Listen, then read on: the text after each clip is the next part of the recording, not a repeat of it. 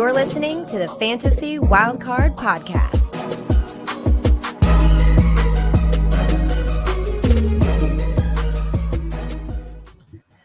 Good evening, welcome to the Fantasy Wildcard Dynasty Show. I'm your host, Kev. You can follow me on Twitter at Dynasty_Go. The band is back, we're here. The Men in Black, the fabulous trio. We are a tripod, we're awesome. Bringing to my first co-host, Matt. We can follow on Twitter at MattFF Dynasty. Good evening, Matt. How are you? Evening, Kev. Yeah, doing well, thanks. The dust has settled, I guess, after the Super Bowl the other week. So it's good now that that's obviously in the books and we can start looking forward to the off-season, these rookies, and thinking about how we're going to alter as Dynasty rosters during this off-season. So yeah, I'm really looking forward to it. I think you'll agree, Kev, probably the best time of the year. I think this is where we start knuckling down and getting to work. Definitely, yeah. It's the best part of the Dynasty calendar is the off-season. It's better than the regular season. I can't believe it's a week since the Super Bowl. It seems to have been an eternity, but we're getting into the good stuff now. And speaking of the good stuff, we've got my other co-host, Ali. You can follow on Twitter at FF Dynasty Grill. Good evening, Ali. How are you? Good evening, lads. Yeah, doing really good, thank you. Glad to be back. Starting our recording on a Sunday, and yeah, the Dynasty off season is in full swing. Hopefully, you've got over the Super Bowl from last weekend, Kev. But yeah, we're we're fully into rookie hype season. So yeah, can't wait for that and to talk about some rookies going forward. But we'll talk about some other stuff tonight. Can't wait to dive in. Yeah, it's going to be a very interesting show tonight. It's kind of a homage to the Podfather, Matt Kelly, who's good friends with our Matt as well. So, yeah, it's going to be interesting to see how it goes. We're going to be looking at advanced metrics and highlighting Dynasty buys and sells based on these analytics. We're going to use the information at playerprofiler.com, which obviously is the Podfather's website, who is friends with Matt, if I hadn't already said that before tonight. As Matt stick together. And what we're going to be doing is sort of playing a bit of a guessing game. We're going to be we've kept the selections to ourselves. We're going to get each other to have a guess at who the players are based on the metrics. And you're more than welcome to play along at home if you wish. We're not going to give you too much time to think, but you can pause it, can't you, before you have your guess if you want to take it a bit serious. But yeah, giving you the metrics, identify the mystery players based on these metrics. And I'm going to kick us off at QB. First guy I've got, roll out some metrics to you. So he was QB 32 in team pass plays per game, QB 27 in pace of play, QB 30 in protection rate. So these are all good stats so far. However, QB 1 in fantasy points per drop back, QB 25 in accuracy rating, but QB 8 in air yards per attempt, and QB 7 in red zone completion. So that's telling you this is a guy that, yes, the accuracy is off, but there's a lot of deep attempts. And when it matters in the red zone, he's really coming through and making them completions. He's also top 3 in carries, red zone carries, rush yards, and touchdowns per game. So someone that's a Konami QB, someone that's getting you the points on the ground, maybe a little bit of work to do in the pass game, but situation-wise, not many pass attempts, slow pace of play and not getting the protection either. So this is a guy whose situation does need to improve, but very confident it's going to improve. I'm going to come to the guesses now. I'll come to you first, Ali. Who do you think this could be? Well, hopefully you've started me off quite easily here. The fact that I've not had a chance to do any research or make any of these picks myself. So I'm going to go for the quarterback for the Chicago Bears. Is it Justin Fields, Kev? What do you think, Matt? That's interesting. So I'm between two quarterbacks, and Ali's gone for him. So is this going to be tallied up at the end? Do I have to be competitive here, or do I? I'm going to say the quarterback that I didn't select, but I thought it could be. I'm going to go for Lamar Jackson. Ooh, very, very interesting. So this may or may not help you, but Keep Trade Cut, this is the QB 8 overall. So we know Lamar and Fields are going in a similar range. The mystery guy who I think is a buying dynasty based on these metrics is Justin Fields. QB 8, I think, along with Lamar, along with Hurts, Josh Allen, Mahomes, these are guys that they have got QB1 seasons in the range of outcomes. The weapons have got to get better for Fields. The fact that who has he got really? Cole Kmet's the main man, and there's Mooney, a bit of Claypool who didn't do anything. There's got to be some sort of improvement there. You've seen what he can do on the ground. The fact that he was QB1 in fantasy points per drop back, he did miss a few games as well. So I'm sure that if you've got players in fantasy looking at pure fantasy points on the season rather than fantasy points per game, you're actually maybe getting him at a discount as well. So, we'll come to you first, Al. Your thoughts on Justin Fields and kind of goodbye. Yeah, so at quarterback 8 on Keep Trade Cut, he's got to be a buy because as you've mentioned it, you've summed it up really well in the fact that quarterback 1 overall is in the range of outcome for him next season and going forward. So for me, he has to be a little bit higher than quarterback 8. I think obviously he's not as safe as some of the quarterbacks ahead of him, with obviously the Chicago Bears having the number 1 pick in the draft coming up. You see the rumors come out on Twitter about them thinking about trading Justin Fields away and taking the quarterback at the pick number 1. But I think it's just smoke and mirrors really for it's aiming for teams to come in with hauls of picks for that number 1 pick. So I think he's definitely going to be their quarterback next season. And as you mentioned, I'm sure he's going to get some big upgrades at wide receiver and possibly even tight end as well. So I think the ceiling's definitely pointing up for Justin Fields. He had a absolutely massive finish towards the end of last season with so many quarterback 1 finishes overall in the week. So he can win you a week as a guy that you want to have on your dynasty roster. And at quarterback 8 is certainly some room for him to go up in them rankings going forward. So for me, he's also a buy. Yeah, no, I fully agree that he's a buy. We know the potential ceiling that Fields has got with that rushing ability. And we've got a case study here looking back to another quarterback, Jalen Hurts. He was in pretty much the exact same situation. No real starting wide receivers over there. Had that rushing ability, but struggled with the accuracy and throwing the ball. But we've seen the step forward he's taken when the Eagles have brought in some weapons around him. And it feels like it's a like-for-like comparison with these two and what Fields can do on the ground. You could argue he's even better running than what Jalen Hurts is. So I think the potential ceiling is huge, and he could easily make his way up to something like Jalen Hurts is doing right now. Currently, I think quarterback 3, and then probably that tier 1 quarterback. So yeah, I definitely think he's about his current price, even though it is QB8. There's plenty of room for him to grow.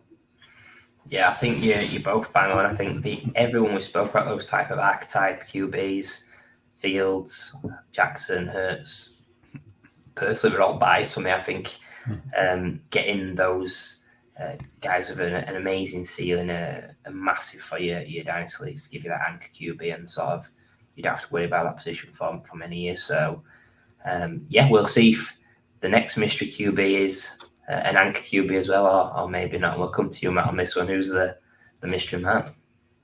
Yeah, so for my mystery quarterback, I'll list off some of these metrics. QB3 in team pass attempts per game, QB3 in air yards, so getting plenty of opportunities to throw the ball, putting up great air yards. In money throws, he was QB7, QB10 in accuracy rating, so kind of middle of the road, but top end of the middle of the road, so nothing too concerning. QB2 in red zone attempts and QB7 in red zone accuracy. So when they're getting down to the end zone, they're actually leaning on the quarterback to throw the ball here. And when he is asked to throw a ball, he's pretty accurate in terms of what he's doing and finding his target as well when he's down at the red zone. So potential there for the passing touchdowns in fantasy. And then another big one for me, QB1 in deep ball accuracy. So again, another way of getting that ceiling with your quarterbacks is those deep balls, put up those big numbers in fantasy. So yeah, over to you, Ali. Who's your guess for this mystery quarterback? This one is really tough. I'm saying I'm having a massive struggle thinking about this one. The one that intrigues me is the quarterback 3 in team passes plays per game, which got to try and think of the teams that are throwing a lot in the NFL. And I mean, the only one that's coming to mind that I think could be a buy, but I'm pretty sure it's not him, is Justin Herbert. But yeah, I'm struggling with this one. Yeah, these metrics, it's kind of got me thinking, what sort of QB is this? And I think with things like the accuracy, the money throws, the pass plays and deep attempts, it's making me think it's QB with a pretty decent O-line to sort of, I guess, to be accurate deep, you've got to have time and that poise as such. I was thinking maybe somebody like Jared Goff, but then when it came to deep ball accuracy, that swung me off him. I know last year a guy that was surprisingly up there in deep ball accuracy was Kirk Cousins. So I'll go for Kirk Cousins and see what's what. Well, you both seem to not be 100% sure on it, so I'll let you know. On Keep Trade Cut, his ranking is QB 18. So I'm looking at you. I'm guessing that's going to move you away from your guess. Anybody else that comes to mind? I hope so. It would. Geno Smith is another one. Is it someone in that range? Quarterback. Kev, you sticking with Kirk Cousins? Well, yeah, it could be. Yeah, it is Kirk Cousins, and I have to say, I think he's a buy with those metrics that I've listed off. The fact that he's really shown up, and the fact that he is QB 18, but yet top 10 in so many of these important metrics. I think, given the situation he's in, tied to an elite wide receiver in Justin Jefferson, the fact that this offense has changed. I mean, if I told you these metrics a year ago, there wouldn't have been anything like that. Team pass plays, we know that the Vikings ran the ball plenty through Dalvin Cook, but with the new head coach and coaching regime, they've leaned on a more pass-heavy approach, and that's really benefited Kirk Cousins. And he's just one of those really solid quarterbacks. We've spoke about him a few times over the last couple of years, and he just seems to be one of those really solid quarterbacks that gets overlooked in Dynasty, but still rock solid, low-end QB1, can even push up to be a mid QB1 in certain weeks and certain matchups. So, yeah, I think he's a buy for me in Dynasty. Yeah, I mean, with them stats at quarterback 18, I didn't realize he'd fallen quite so far in the Dynasty realm. So, yeah, for me, quarterback 18 is a buy. Obviously, his ceiling is a lot higher than that year in, year out. And when you've got Justin Jefferson as one of your weapons, then you're never going to fall too far short in any game, to be honest. So, yeah, he's got to be a buy. He's got to have at least one more season in Minnesota. So he's got a bit of job security for the time being, which there's really only about 12 to 15 quarterbacks that can say that right now. So, yeah, Kirk Cousins is a buy in that respect. And yeah, he's still, mid-30s. So he's not getting too old right now. And yeah, I think he's safe right now. And quarterback 18, I would be buying. Yeah, he's got the wide receiver one in Dynasty as his alpha. He's got an upgraded tight end, Hawkinson, who's going to be tied down long term. Top 5 tight end in fantasy. Obviously, you know, I love Adam Thielen, and I have done in the past. I might be jumping off that ship soon, but yeah, I think there's plenty to like with Cousins in that situation. And I think talent-wise, maybe he's not the greatest talent, but situation I can't see changing much. It has got better from the old regime to now. Mike Zimmer's regime wasn't amazing. So yeah, I think QB 18 is an ideal QB2 target for you. Or even a QB3 if you've gone for someone a little bit risky. QB2 like maybe a Trey Lance, something like that. You might want to have a little bit of extra safety just in case that doesn't pan out. And speaking of QBs not panning out, I'm going to come on to mystery QB number 3 who I'm going to discuss with you and go through.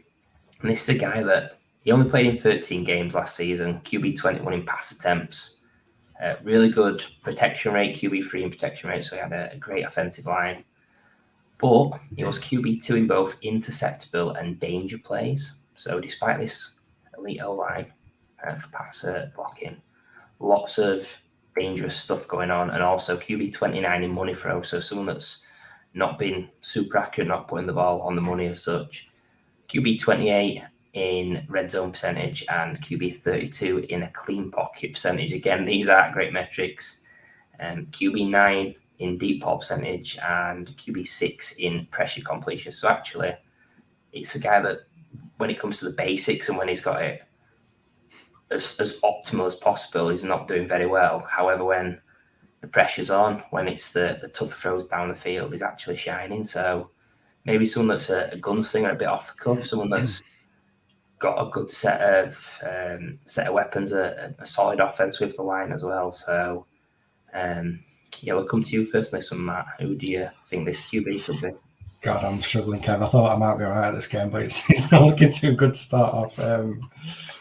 I think you've kind of given me a clue with 13 games, because I was leaning towards someone like a Jared Goff with that protection rate. Now they've got a good O-line in Detroit, so I'll lean in that way. But 13 games, So that's somebody that's not started the whole season. And the only one I can really think of is like a Kenny Pickett, rookie coming in. He obviously didn't start the season, did he? So, but then I think protection. Yeah, so but I wouldn't have thought protection rate were too high. But yeah, I'm gonna have to stay with Kenny Pickett because I've got nothing else. Yeah, this is this is tough because Kenny Pickett came to my mind. Any other one I can think of off the top of my head, but I don't think he played half as many games as that would be Matt Stafford. But I was going to say Derek Carr with a lot of the metrics, but then you say he's not got a settled lot of weapons at all because he'll be on the move, so it's definitely not him. So I'll go Kenny Pickett / Matt Stafford. But I can't remember how many games that he actually played. He's already cheating. No, I love that. So this might help you out a little bit, or maybe it won't. Keep straight up QB 15. Are you wanting to stick with what you've got, or maybe not? I mean, that's around Pickett's range, I think, isn't it? So I've got nothing else to be honest. So yeah, I'm sticking. Yeah. Trey Lance hasn't fallen quite that far. It's got to be. I think it's got to be Kenny Pickett. Yeah, you do right to stick it with Pickett. I mean, for me in Dynasty, huge sell at QB 15. Just the fact that he had this really favourable situation and just pass-wise was terrible in a great situation. People look at that contract and think, he's guaranteed to start for years. But if he's not good, he won't start for years. He'll be gone after this season. Zach Wilson come to... Zach Wilson is exactly the person, really. Just we thought that he was safe as a sort of QB 15 to 20 last off season, and look what happened to him apart from the MILF stuff. It's all gone a little bit downhill for him. So yeah, Kenny Pickett, Matt. I mean, I was shocked. QB3 and protection rate really shocked me because we obviously spoke about with Najee, especially with that O-line not being great. So I was surprised that his QB protection was so good. But I fully agree that I think he has to be a sell. We know that the weapons there, Deontay Johnson's obviously been a heavy target, but not really done too much in fantasy. Pickens has got that upside, but again, it's been a little bit flashy this season in his rookie season. So I think while there is weapons there, he's not really wowed me coming in as a rookie. And while I think he might still be the start for next year, I think beyond that is when if he doesn't do anything next year, doesn't really hit the ground running, I think that you're gonna have to get concerned with him. So the range is going at, I think, like we just mentioned, a quarterback, somebody like Kirk Cousins who feels a lot more safe and maybe have the same amount of longevity in the league anyway, but at least you know what you've got and you know the potential sitting there of being at least a low-end QB1. I'd much rather do that and pivot down off Kenny Pickett. So yeah, I fully agree that it should be a sell, especially based on the metrics that you've given us. Yeah, I think that's an easy move to make. If you can, even straight up, I'd be swapping Kenny Pickett for Kirk Cousins right now. I just, I did rate Kenny Pickett last off season as the quarterback one in the class. But he's just shown that there's just not much ceiling to his play in his play last year, and he's got plenty of weapons there. He's just not doing much with it. He's more of a game manager, not got a very big ceiling in Dynasty. So someone that I'm not really interested in. And like you say, if he starts off poor next year and the Steelers are struggling again, sort of halfway through next season, he's not going to have much value left at all because they are going to jump off him, I think. So he's not as safe as everybody think he is. So yeah, definite sell. Probably this off season, to make that move and pivot down to someone like a Russell Wilson or like Kirk Cousins. Yeah, spot on. I've actually got quite a bit of Pickett because I like taking QBs in rookie drafts, sort of over wide receiver where he's a starter. So if you're in a league with me and you see I've got Pickett, just hit me up and I'm sure we can get something done at a reasonable price. Maybe not a keep trade cut standards, but we'll see what's happening. But we're now going to move on to running back, and this is a guy that I've not got a lot of, if I'm honest, but maybe it's someone I want to get a lot of. And it's a guy that was actually running back 30 in snap share, running back 34 in opportunity share, so split backfield. But then we get onto the good stuff. Running back 16 in targets and target share, and top 15 in both rushing and receiving yards. So can do it all, really. Running back 10 in fantasy points per opportunity, and then top 5 RB in loads of other stats. Yards per reception, yards per out ran, yards per target, breakaway runs, breakaway run rate. So someone that's explosive, does a lot with his touches, both on the ground and through the air. Someone that's in a really solid situation for him, but maybe a little bit of uncertainty on that with free agency coming up as well. So come to you first, Ali. Who do you think this guy could be? Oh, you just threw me there by saying he's in a solid situation because there's somebody else in mind. And especially when you said you've not got much for him in Dynasty. I was thinking Tony Pollard, but I'm not quite sure now. I'm really not quite sure that it's Tony Pollard. He's not in a settled situation with free agency coming up. So I'm going to say someone like, no, I'll be 30 in snap share. I was thinking Travis Etienne with them breakaway runs and rate. I'll go for Travis Etienne, but I think I was thinking Pollard to start off with. Yeah, I thought Pollard. Rashad White as well. Somebody I was thinking when you said about the receiving work and the opportunities, but top 15 in rushing as well. I think it's got to be Tony Pollard. I mean, that's the only one I can really think of. Somebody that had plenty of rushing and receiving. If you didn't mention that one, I'd have gone for Rashad White. But yeah, I'm going to go Tony Pollard, I think. Yeah, I mean, when I say solid situation, I mean last season in his metrics were based on a solid situation. I did say like impending free agent potentially. So, well, yeah, definitely. Definitely Pollard. Definitely Pollard then. Keep trade cut running back 13. And you are both right. It's Tony Pollard. I'm going to give you that because I was a little bit naughty by mixing the words up a bit. But yeah, for me, just based on metrics, not thinking about his market, I think he's a buy based on his metrics. Running back 13. He's getting up there. Personally, I don't think now's the time to be really buying running backs with all the risk of players moving, injuries throughout the off season. I think running back something you want to target early next season and the bullets flying as such. But based on his metrics, he's a guy that I'm very interested in. How about you, Ellie? Yeah, I mean, to be honest, I think I've got one share of Tony Pollard, and just the way he looked visually and in the stat box as well last year, he looked one of the best running backs in the NFL period, especially when Zeke was out. There's uncertainty of Zeke. He says he's going to take some time and think about where they are as himself and as the team. It could be a situation where Tony Pollard can, if something happens to Zeke, RB13 is going to look a cheap price for Tony Pollard. Just the way he looks so explosive, just in the running game and more importantly the receiving game in PPR. So yeah, Tony Pollard's someone that I'd love to trade for right now. And based on RB13, I could probably take a punt on Tony Pollard, but as you mentioned, it's probably not the right time to try and trade for these risky running backs with the massive free agent running back market and then all the rookie running backs coming in. I think it's going to shake up the landscape massively.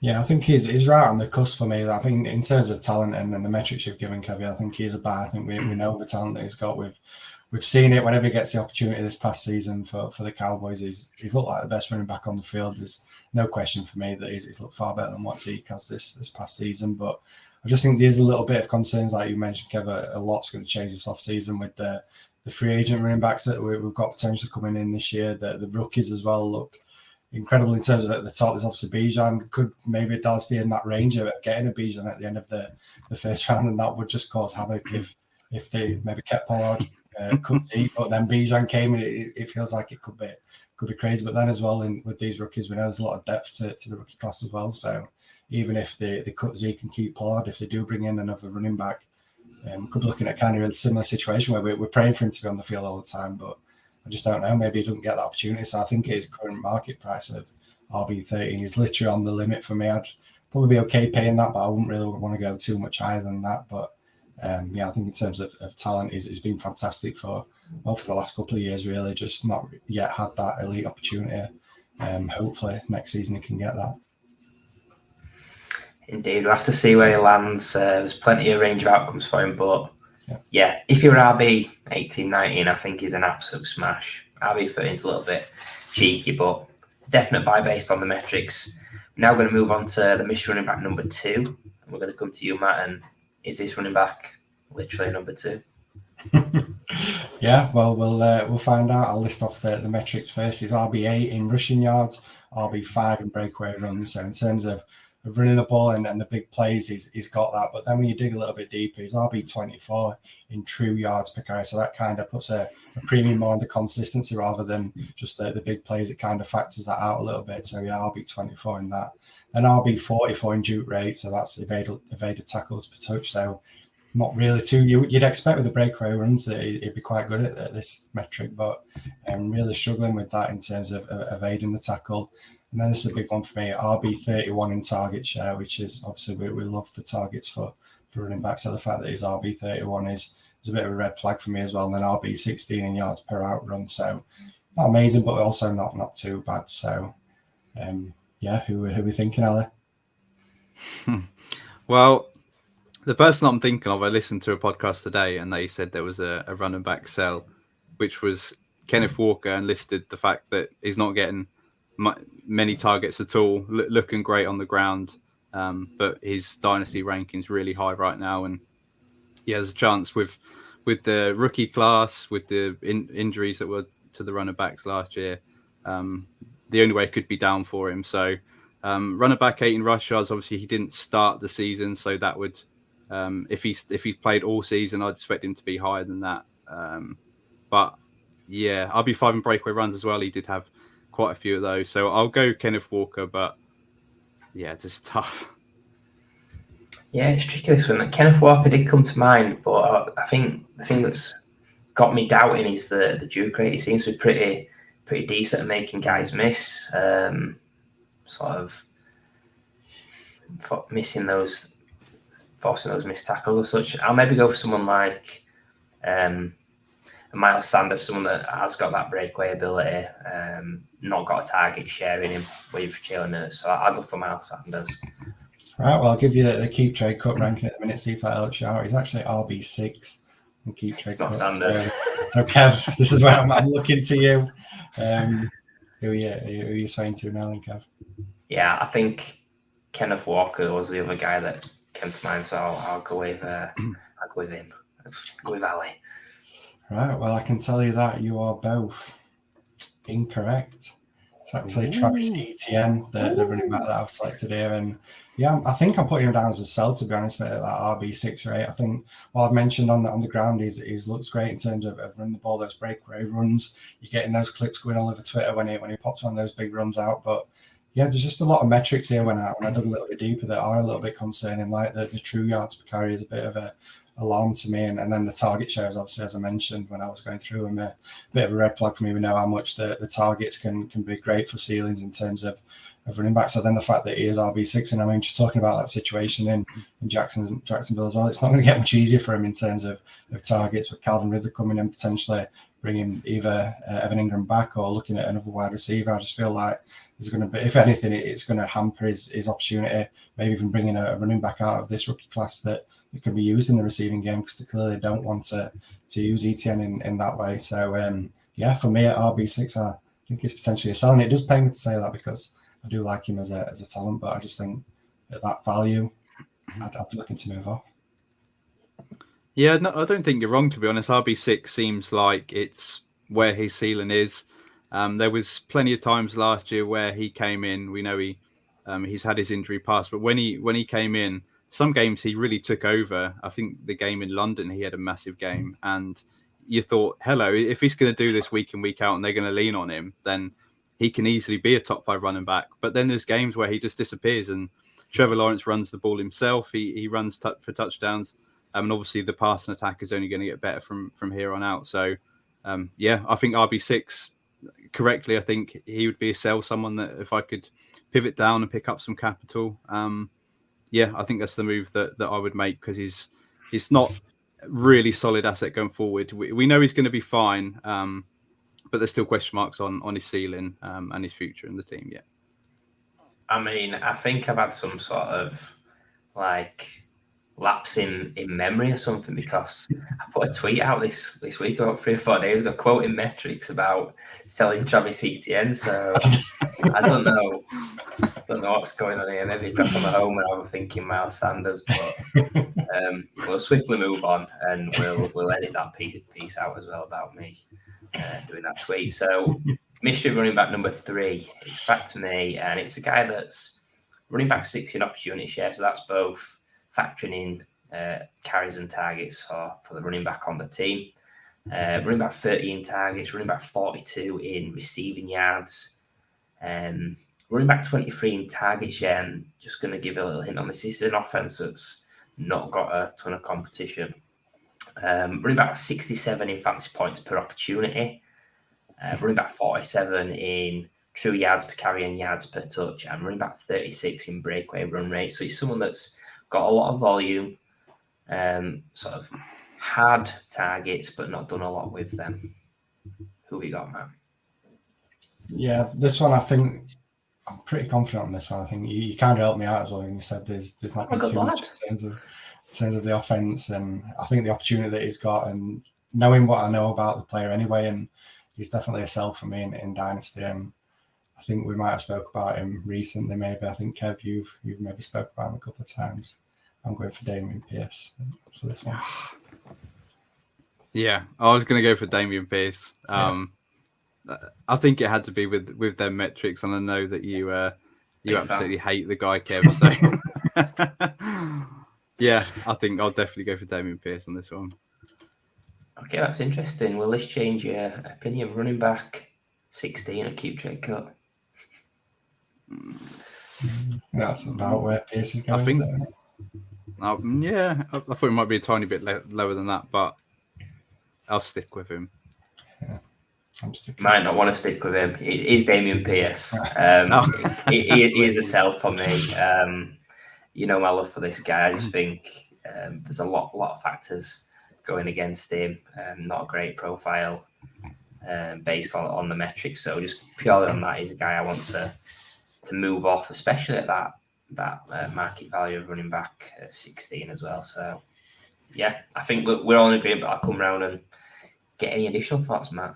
I mean, I'm not going to add too much more to it, to be honest. A day 3 running back, I mean, I've been here before. I'm not falling for this one again. The fact that he had such a heavy opportunity, he's not really done too much in terms of the metrics that you've given us, Kev. So, a lot of signs point towards this being a massive selling Dynasty. The fact that he's RB 16 as well is pretty good value for a running back that has really disappointed. It must just be based purely on the fact of volume, but we could be sitting here after April, after the NFL draft, and Dameon Pierce might not even get a touch next year if they bring in a solid running back. So, he's definitely a sell for me in Dynasty.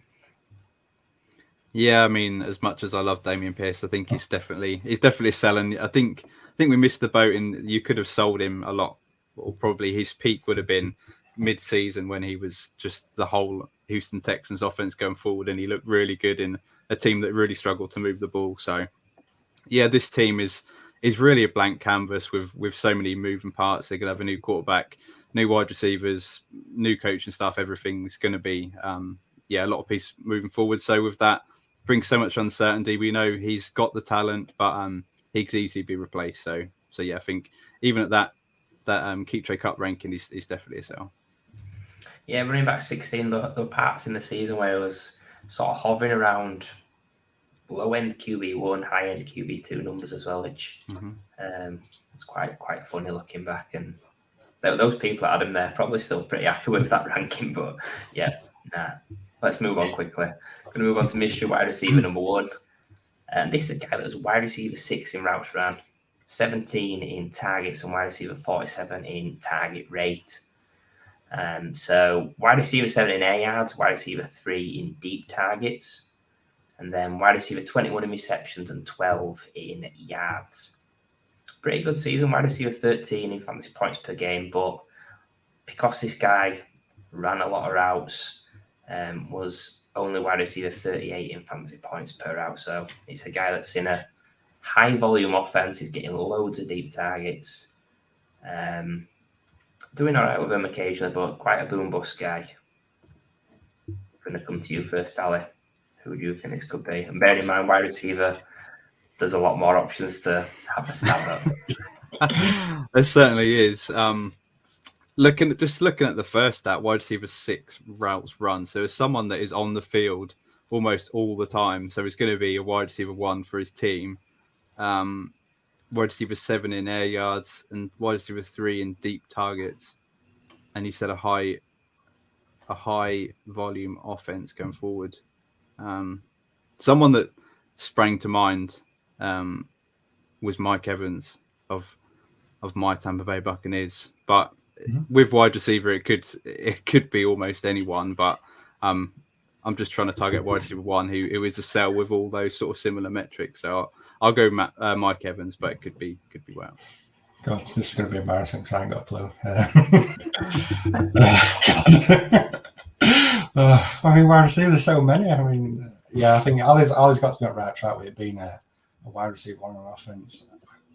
I'm leaning Michael Pittman, but then you mentioned about opportunities, and that's not really a pass-heavy offense.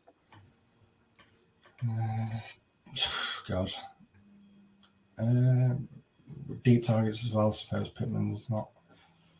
The other guy, I think, is Terry McLaurin, so they're down a bit quite often. Yeah, I'm going to go Terry McLaurin, but not got a clue.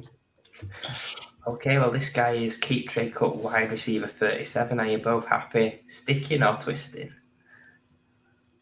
It's definitely not Michael Pittman. So I think he's a bit higher.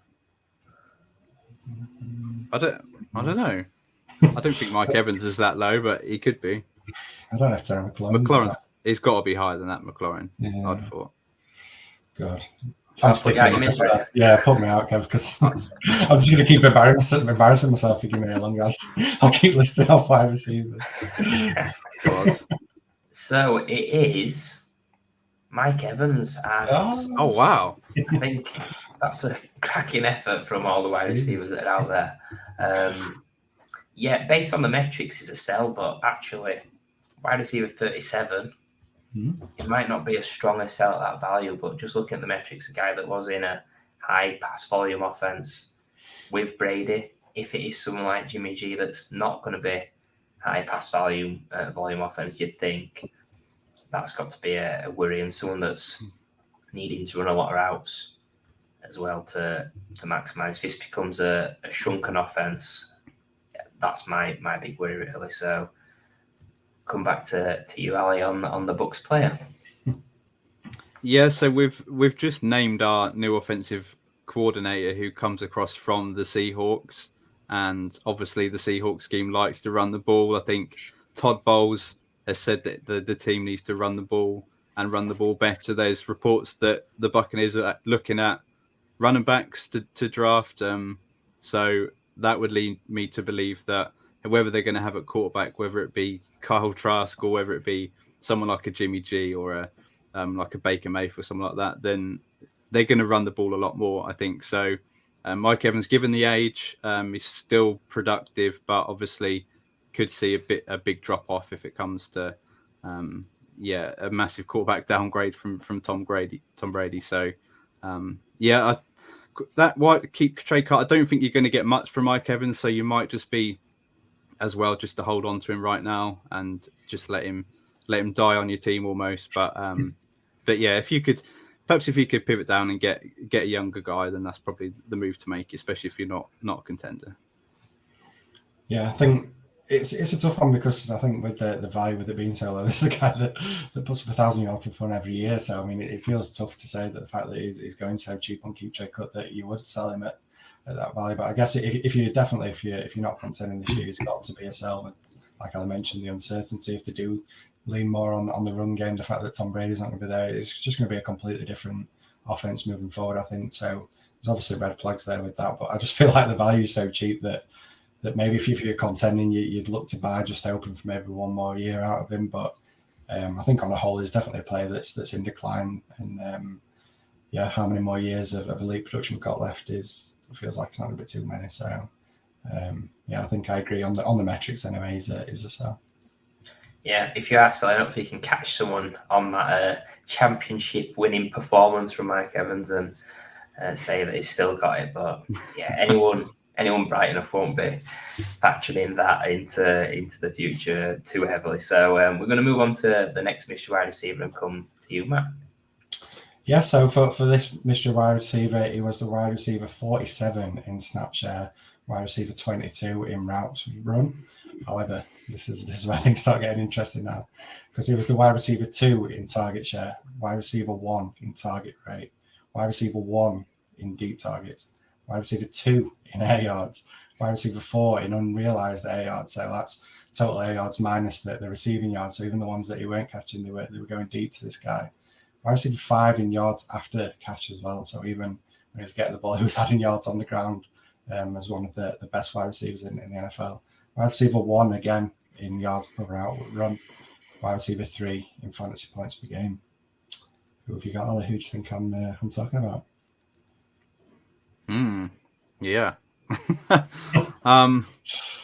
This really threw me because wide receiver 47 in snap share, wide receiver 22 in routes run. So he's not running a hell of a lot of routes, but wide receiver 3 in fantasy points per game, wide receiver 1 in yards per route. This is honestly, this has got me really lost. Wide receiver 2 in air yards. Wide receiver 1 in deep targets. I mean, the only one that comes to mind is Tyreek Hill for those metrics at the bottom, but wide receiver 47 to snap share doesn't match up. So I'll go for him, but it's going to be embarrassing because it's going to be miles off. Yeah, this is a weird one. I think when you first started off going on about snap share and routes run, I thought it must be a rookie, but then bang, target share, target rate, fantasy points per game that high. It's got to be something that's really good. I don't know, maybe we've got to go for an alpha. So I'm torn between Devontae Adams and Diggs. I'll go Diggs.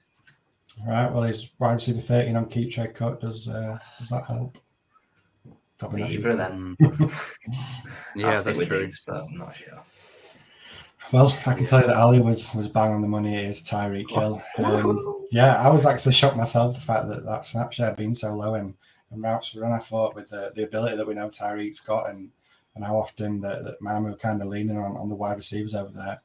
Yeah, I thought it'd been a lot higher than that. But with that, I think he's still a buy, in Dynasty. Wide receiver 13, but yet all these metrics, he's literally top 5 in the NFL in so many of these metrics, the air yards, the yards after catch, just everything, just all over, just all around an elite talent. And the fact that you can get him wide receiver 13, obviously we know he's getting up there in age. But I mean, this is one of those situations where you talk about if Tua comes back, but if anything were to happen to Jalen Waddle, he went down, the opportunity there for Tyreek Hill, if he's not getting a great snap share, if the next wide receiver goes down, the usage could be incredible. And then the fact with what he can do when he's on the field being elite, I think he's a buy, and the ceiling is, well, we already know, but it's incredible for Tyreek Hill. So even at that the fact that he's getting up their age, I still think he's a buy at wide receiver 13 for me.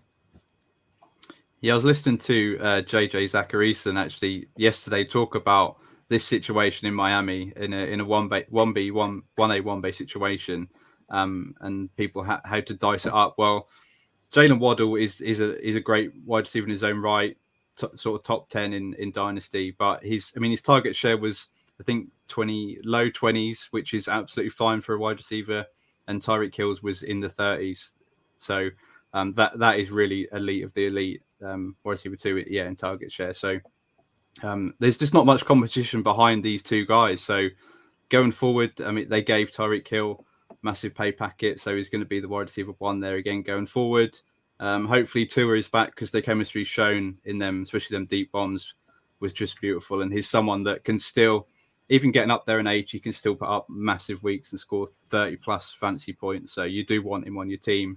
I don't see him dropping off just yet. Obviously, if he does lose that speed, that's his one weapon that he's got. So, but yeah, right now he's still electric. So, he's probably a buy at that ranking. Yeah, got to agree with both your analysis. Really, I think he's an interesting guy, especially at price.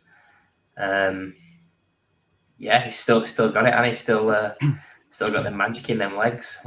So We'll move on to the next mystery wide receiver and see if there's magic in this guy's legs as well. Wide receiver 3 in target rate, wide receiver 4 in targets per route, wide receiver 7 in yards per route ran.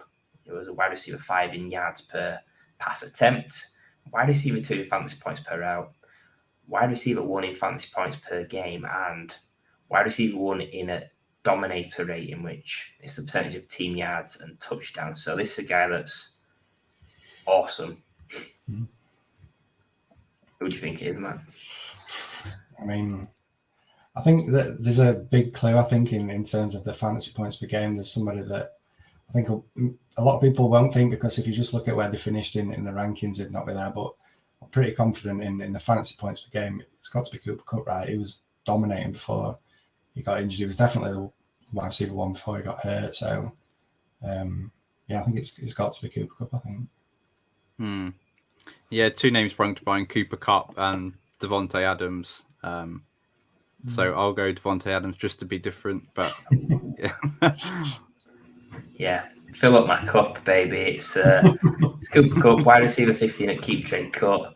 He actually had a dominator rating of over 50%, which is absolutely mind blowing. I know it was a smaller sample size. I think he may have played in 9 games, something like that, but 50% is absolutely wild. He's a buy for me at wide receiver 15. Someone that, he's in his 30s now, but who's to say it's just one season? I think the fact that the type of player he is not super fast either. I think he can have 1, 2, 3 potentially solid seasons. So I'm happy to go after him.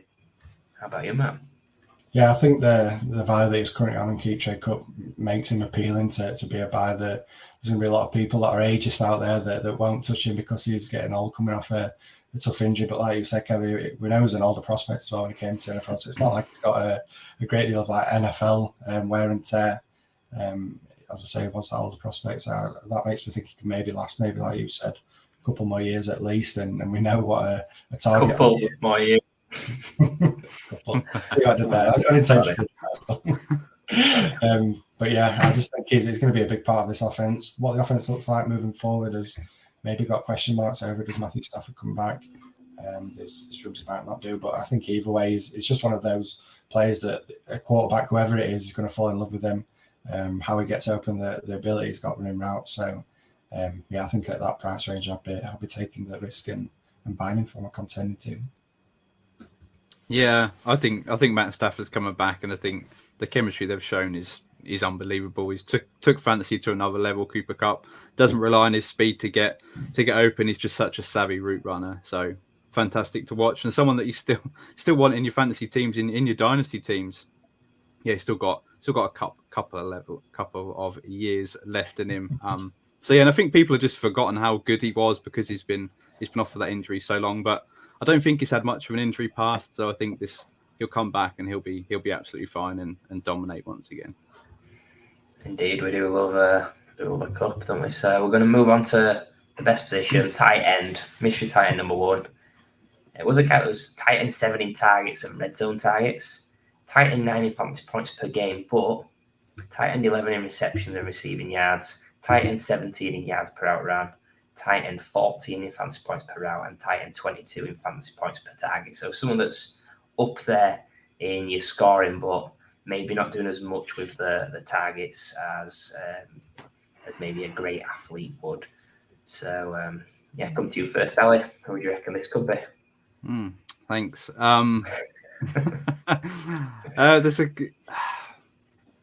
There's a couple of mine, a couple that spring to mind. I could be well off, but I'm thinking it's TJ Hawkinson or Pat Frymuth. But it's difficult. It is difficult to tie. And there's not many Titans that I class as sells, so I'm just trying to think of ones that you might have as sells, Kev. There's any way I can try and guess who it'd be. So I'll go for one of those two. Yeah, I mean, this is tough. We know Titans. This is kind of in that range, isn't it? There's so many Titans that are in this kind of range of not in the elite, but kind of just middle of the road. And yeah, with it being I was thinking David Njoku, but then you kind of mentioned not athletic, so I thought, well, I can't be him. And then Kevin never said he'd never say to sell David Njoku, so I can't be him. Pat Frymuth. Yeah, I'll stay with Pat Frymouth, but I'm not sure on this one. Well, tight end 8 at Keep Trade Cut. Yeah, Pat Frymouth, Dalton Schultz, maybe. Yeah, Dalton Schultz. In that range. Well, you've come with a late flurry there. Because it's Dalton Schultz, baby.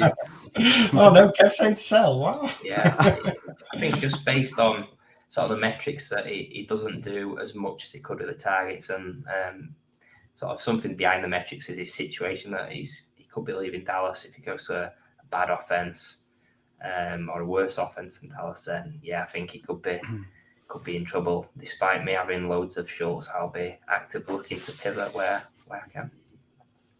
Let me just pick my drawer up off the floor, Kev. You're calling him a sell. But I think you've just now hit the nail on the head in the fact that we don't know where he's going to end up. If he moves away from Dallas, then it's going to be a worrying time for Dalton Schultz, who's not an elite athlete at the tight end position. I think a lot of it was situation, high-powered offense. Looked really good, but this year did struggle. So I think he can be solid if he stays there, but a sell because of the risk.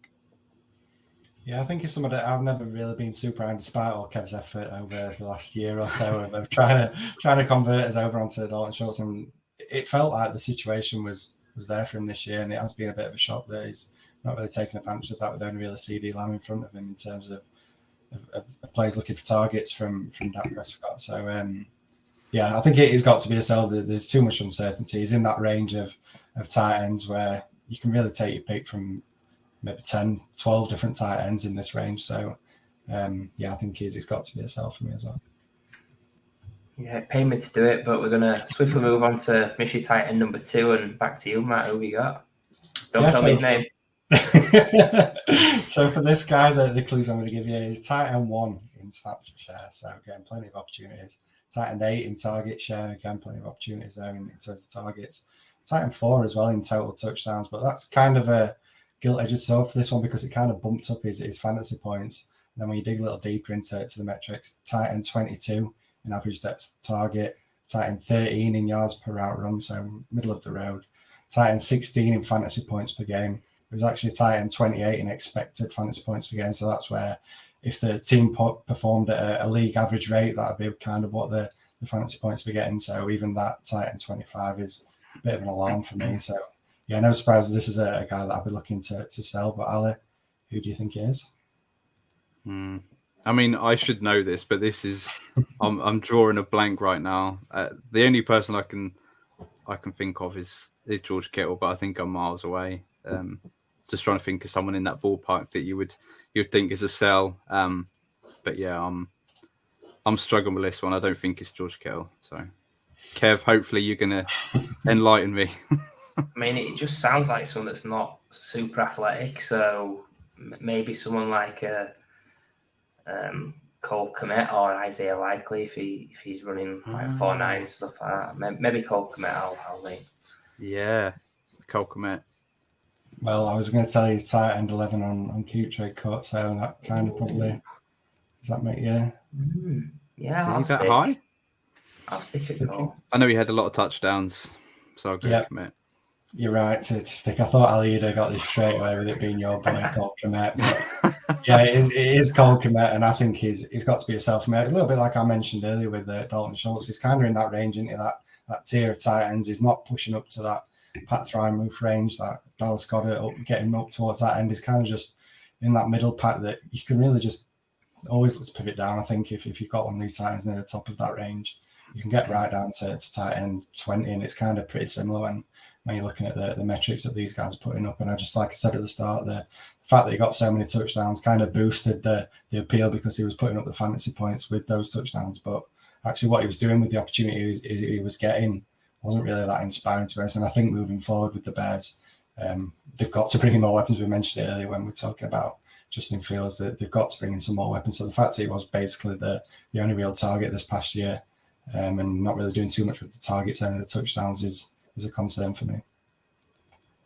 Yeah, I should have got that from based on just the amount of touchdowns that he scored in the middle of the season. Was he had a hell of a run there, and that was probably the time to sell him because we all say he's not got much ceiling to Cole Kmet's game. And then if you think the Bears are going to add some weapons this off season, so I think he's going to struggle to get back to that level of play. So definitely so.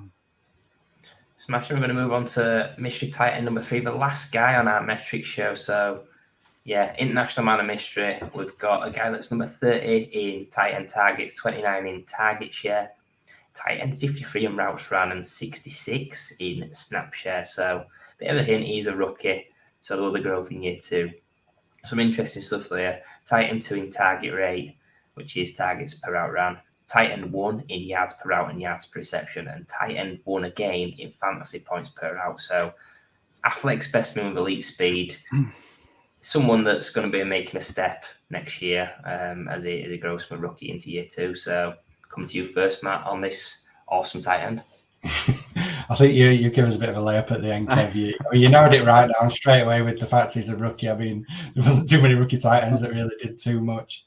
But then, when you said he's an athletic specimen, I know you're high on this guy. Get Chiggy with it. It's got to be Chig, right? Chigga Conquo. Yeah, I mean, Dolchich was the only other one that came to mind, but I think it's going to be Chig. I absolutely love the guy. So, I mean, we are the men in black, and getting Chiggy with it could be a hidden clue there. But yeah, tight end 15 at cute trade cut. Are you still happy to get Chiggy with it? 100%.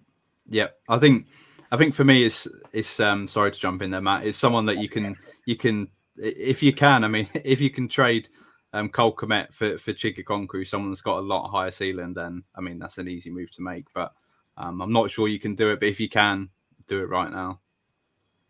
Yeah, it is Chig, right, Kev? I mean, we've just assumed it is here. We get to have the confirmation from yourself, but. I'll do that thing Gladiator where they do perform. No, it is Chigga. It's Chigga Conquo. With the market, I think tight end 15, that's a little bit higher than I thought it was, but based on the metrics, yeah, he's a buy for me with that tight end 1 in fantasy points per route and yards per route, etc. There is a worry that they bring in someone extra to Burks and the steps by Burks, but yeah, just following the metrics, I'd be pleased to get on the Chiggy. So we'll come back to yourself, Matt, for final thoughts on the Chig. Yeah, I think we know what an athletic specimen is. I think maybe his situation was kind of helpful in his rookie year with Bates going down and Robert Woods not really doing too much. It kind of forced his way into being the only real target with any kind of upside with him anyway. So the situation was great. And I think the fact that you've laid out the metrics as well, he's actually done far better than what I thought. We know that he was getting the opportunity, but the yards per route run and the yards per reception is clearly amazing. So if he does solidify his role as being the tight end 1 on this offense, while it's not a super pass heavy offense, I think he can be used in a great way. It's funny, we talked about Jonnu Smith and when he was a tight end over the Titans, I fell in love with that guy, an athletic tight end that can be used in a variety of ways. I feel like Chig's a like for like comp of Jonnu Smith, so you know that I want to be falling in love with him. And I think, fair value in that range of tight ends where you can get him on a pretty cheap value. So yeah, he's got to be somebody to target with the potential upside. And Ali, 1-word answer: do you like the Chig? I mean, it's going to be more than one answer. But what's not to like about Chig? We get excited about these athletic tight ends they've got lots of upside, more upside than maybe the 5 guys above him in the rankings. So definitely get on the Chig. Great 1-word answer. So that brings us to the end of tonight's show, where we've used advanced metrics to highlight dynasty buys and sells. All hail Podfather. Thank you for tuning in. Be sure to follow us on Twitter and subscribe to us on YouTube at Fantasy Wildcard. Join us every Tuesday for the podcast and the stream of the show. Maybe we might be changing the day soon, but keep your eyes peeled for that one. Thank you once again. Have a good one, and we'll see you again soon.